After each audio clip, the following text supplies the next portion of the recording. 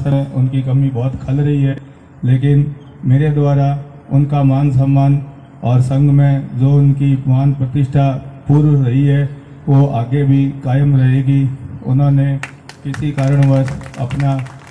अहित मानते हुए या किसी कारणवश व्यथित होकर, दुखी होकर अगर कोई मेरे या मेरे राजस्थान न्यायिक संघ, कर्मचारी संघ एवं सभी जिलों के पदाधिकारीगण, सदस्यगण से वो आहत हुए हैं, तो मैं पुनः उनसे क्षमा चाहता हूं और उनसे पुनः निवेदन करता हूं इस मंच के माध्यम से कि वो हमें अपने आशीर्वचन, अपनी कृपा दृष्टि इस संघ पर भविष्य में भी बनाए रखें, ताकि हमें आपका मार्गदर्शन सदैव प्राप्त होता रहे और हम आपके आशीर्वाद से इस संघ को और ऊंचाइयों पर ले जाएं। साथ ही आज की सभा में आयोजित आमंत्रित एवं आने वाले सभी जिलाध्यक्षगण, प्रांत प्रतिनिधिगण का मैं हार्दिक अभिनंदन करता हूं एवं श्रीमान ओम प्रकाश जी टाटा साहब, सुशील जी जैन साहब, पारिक साहब एवं जिला कार्यकारिणी अजमेर का मैं बहुत बहुत आभार व्यक्त करता हूं, जिन्होंने इस विपरीत परिस्थितियों में 2 साल बाद राजस्थान न्यायिक कर्मचारी संघ में नई ऊर्जा का संचार करने का प्रयास किया है, जो बहुत ही सराहनीय है। और आज के शानदार आयोजन, शानदार व्यवस्था के लिए मैं अजमेर कार्यकारिणी एवं न्यायिक परिवार का पुनः हार्दिक आभार व्यक्त करता हूं कि हमें आज से अजमेर न्याय क्षेत्र से ही हम एक नए आगाज की प्रेरणा लेकर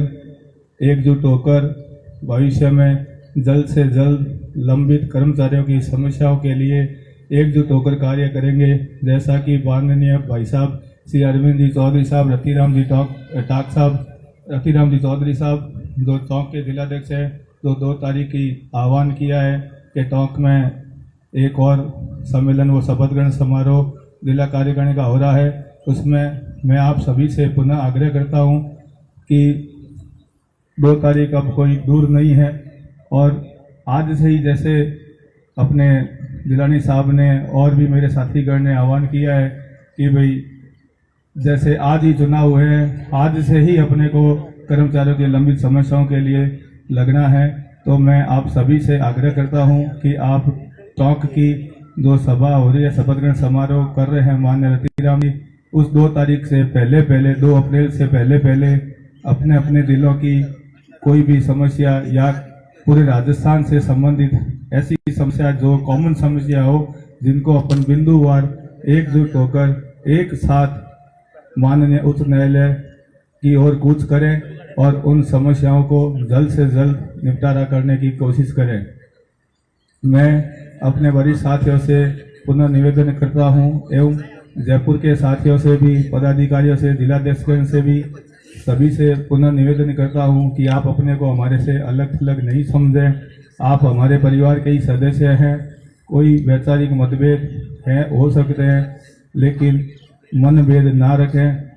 मतभेद हो सकते हैं लेकिन मनभेद ना रखें। आप कहें या आप तो मैं पुनः जयपुर आकर आपसे कोई गिले शिकवे दूर करने हैं तो मैं उनको भी दूर करने को तैयार हूं। मेरे मन में, दिल में, मेरी प्रांत कार्यकारिणी सभी के मन में, हृदय से मैं आपको विश्वास दिलाता हूं कि हमारा किसी के भी प्रति कोई दुर्भावना नहीं है, ना हम कोई पूर्वाग्रह से ग्रसित है। लेकिन जो भी कोई गिले शिकवे हैं तो आज से फिर पूर्व, मैंने परसों जयपुर गया था, मैं उनको निवेदन भी किया था, बद्री जी चौधरी साहब, सतवीर जी और भी जयपुर के पदाधिकारी 20-25 जने बैठे थे। मैंने उनको सामने यही कहा कि आज से पूर्व सभी की जो भी आपकी बात है उनको आप मिटा दीजिए और आप अजमेर के लिए सादर आमंत्रित हैं। मैं आपको आमंत्रित करने आया हूं। चाहे आपसे कोई गिला शिकवा है, कोई आपने कोई गलती की है तो भी मैं माफ़ी मांगता हूं और मेरे पदाधिकारियों से, कार्यकारिणी से या किसी भी सक्रिय सदस्य से भी कोई त्रुटि हुई है या बोलने में या जरिए व्हाट्सएप, सोशल मीडिया से भी कोई अनर्गल बातचीत हुई है तो मैं माफ़ी मांगता हूं। लेकिन आप एक बार जरूर अजमेर पधार कर कर्मचारियों की एकजुटता को दिखाएं, ताकि हम कर्मचारियों की समस्याओं का निराकरण करें और हाईकोर्ट तक ये बात पहुंचे वापस कि नहीं, कर्मचारी संगठन सब एकजुट हो रहे हैं, तो वो भी अपने को सावधान कर ले।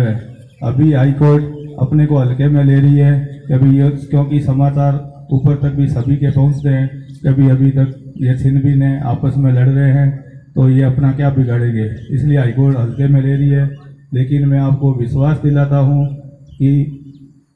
अगर आप सभी लोगों का इस तरह से सहयोग एकजुटता बनी रहेगी तो जिस तरीके से पहले 2015-17 में जो संगठन ने ऊंचाइयां बुलंदियां हासिल की थी, हाईकोर्ट अपने को चलाकर फ़ोन करके आरडी साहब के जो फ़ोन बुलाते थे वार्ता करने के बाबत, तो पुनः बुलाना चालू कर देगी और कर्मचारी की समस्या बाबत जल्द से की एवं सामान्य जो कॉमन समस्या है कर्मचारी के बाबत कि ये होने चाहिए, बिंदुवार बनाकर प्रदेश कार्यकारिणी को प्रेषित करें। चाहे आप जरिए व्हाट्सएप कर सकते हैं, मेल आईडी कर सकते हैं या महामंत्री जी को कह सकते हैं, जिसको भी आप उचित लगे ज़रूर है और ज़रूर पधारें, ताकि हम वहाँ एक उनके शपथ ग्रहण प्रोग्राम के बाद उसी दिन से ही फिर मेरे हिसाब से 3 और 4 की छुट्टी है। मैं आपको विश्वास दिलाता हूँ कि वहीं से ही अपन आह्वान कर देंगे और 5 तारीख को ही चलो, बोले 6 तारीख को चलो मेरे साथ में। मैं जब तक कोई भी समस्या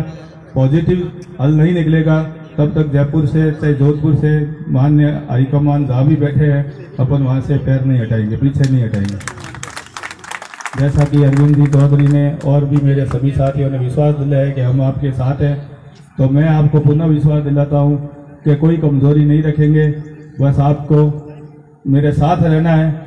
और आपका समर्थन चाहिए और आपका सहयोग मार्गदर्शन चाहिए ताकि अपन जल्द से जल्द कर्मचारियों का निपटारा करा सके। मैं विश्वास दिलाता हूँ कि 6 महीने में जितनी भी 2 सालों से अपन समस्याओं से भुगत रहे हैं, लंबित पड़ी है, चाहे कोरोना काल से पड़ी हो चाहे कैसे भी पड़ी हो, तो 6 महीने के भीतर सारी समस्याओं का अपन निस्तारण करवा लेंगे।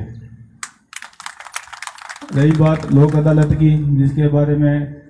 ऐसा है कि अलग अलग जिलों में अलग अलग ऑर्डर हो रहे हैं लोक अदालत के बाद, तो जयपुर जिला से ये मांग उठती आ रही है कि लोक अदालत का बहिष्कार करो, आज की सभा में बहिष्कार करो।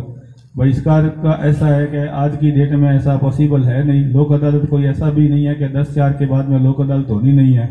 ये भी होती रहेगी। तो अगर बहिष्कार भी करना होगा तो अपने को पॉजिटिव, जैसा अपन कर्मचारियों के जैसे पहले मानदेय मिलता था वैसा अगर ऑर्डर नहीं होता है तो मैं आपको पुनः विश्वास दिलाता हूँ कि 10/4 के बाद में जो भी लोक अदालत होगी और अपने मार्फत अपने मन से ऑर्डर नहीं होगा तो अपन एकजुट होकर लोक अदालत का बहिष्कार की घोषणा कर देंगे। पुनः आप सभी का मैं बहुत बहुत आभार व्यक्त करता हूं कि आप इतनी दूरियों से एक अवकाश के दिन भी आप यहां पर पधारे। मैं कार्यकारिणी का, जिला कार्यकारिणी अजमेर का भी पुनः आभार व्यक्त करता हूं कि इन्होंने शानदार आयोजन किया, टीम वर्क से काम किया। रात को मैं 3 बजे भी आया तो पूरे अजमेर के कार्यकारिणी के काफ़ी सदस्य यहाँ इंतज़ार कर रहे थे, जिनका देरी के कारण आने के लिए भी मैं उनसे माफ़ी मांगता हूँ। और आपको आज की सभा में जो प्रस्ताव पारित हुए हैं उनके लिए भी आपको सभी को जानकारी जरिए व्हाट्सएप या मेल आईडी से आपको प्रेषित कर दी जाएगी। एक संविधान संशोधन हुए, कुछ चुनाव के संबंधी जो कही है माननीय अपने मुख्य निर्वाचन अधिकारी महोदय श्री योगेश जी महर्षि साहब ने, तो चुनाव एक वास्तविक प्रक्रिया है जो होनी चाहिए, चाहे इसमें 4 साल है, चाहे 3 साल है, चाहे 10 साल से है। नियत समय पर चुनाव हो जाए, किसी कारणवश भले महीना 20 दिन एक्स्ट्रा दे तो कोई दिक्कत नहीं है, लेकिन बदनीयती से, दुर्भावना से क्योंकि अपन तो चुनाव करवा नहीं सकते या हम अपनी मर्जी से चलेंगे, ऐसा कोई नहीं चलेगी। अनुशासनहीनता कभी बर्दाश्त नहीं की जाएगी।